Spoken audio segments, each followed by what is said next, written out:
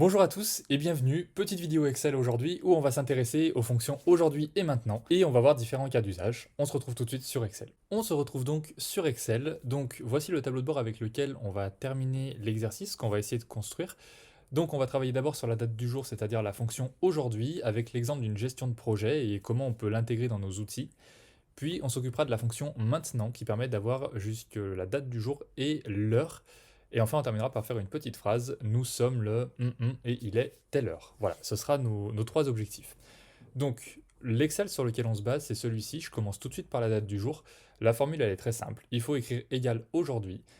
Et ça vous affiche automatiquement la date du jour. Si demain vous ouvrez votre Excel, ça mettra le 20 novembre 2023, puis le 21, etc.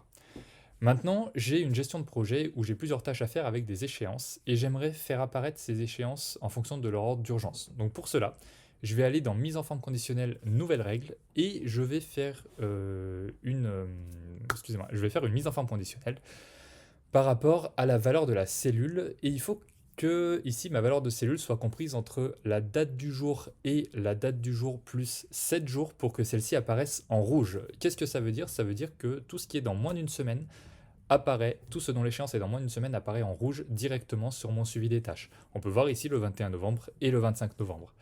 Maintenant, je vais refaire l'opération ici. J'aimerais bien faire apparaître en orange l'intervalle suivant. Donc l'intervalle suivant que j'ai défini, alors je mets par exemple en jaune ici. L'intervalle suivant donc, que je vais définir, ça va être entre aujourd'hui plus 8 pour ne pas que ça s'entrechoque avec mon plus 7 d'avant, et aujourd'hui plus 15 par exemple. Je valide et on pourra voir que toutes mes dates se mettent automatiquement. Donc du 27, le 27 et le 28, c'est bien dans 7 à 15 jours par rapport au 19 novembre. Et donc j'ai mon ordre d'urgence. Je fais rapidement la dernière règle qui consistera simplement à dire que toutes les valeurs qui seront supérieures à la date du jour, plus, moi je vais mettre 16 jours, ce qui va me permettre en fait d'avoir une vision à 15 jours. Tout ce qui est dans plus de 16 jours va apparaître en vert dans le sens où ce n'est pas une urgence. Bien sûr, vous pouvez choisir vos intervalles vis-à-vis de votre besoin. Alors ici, j'avais fait une petite erreur de date, hop, je suis en train de la changer. C'est bien le 10-12-2023. Et donc ça apparaît bien en vert parce que c'est dans plus de 15 jours et je ne considère pas que ce soit une urgence vis-à-vis de l'échelle de mon projet. Je peux trier mes dates par ordre croissant et automatiquement mes tâches sont par ordre d'urgence avec un code couleur qui me permet visuellement de trier tout ça.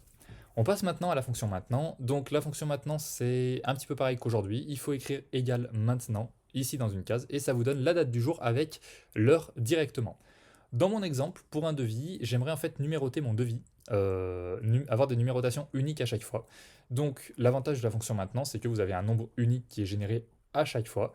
Alors dans mon exemple ici, le problème c'est que mon nombre n'a pas le bon format. Donc je vais aller dans autre format numérique et je vais lui demander d'en personnaliser ici, d'enlever tous les slash, les espaces, les deux points, tout ce qui va me gêner dans mon nombre, de sorte à avoir quelque chose qui ressemble à ça à la fin, c'est-à-dire un nombre unique qui change en fait toutes les minutes. Donc ici, quand je fais entrer, on voit qu'on est passé au numéro suivant. Ça peut vous permettre de faire des documents avec des nombres uniques.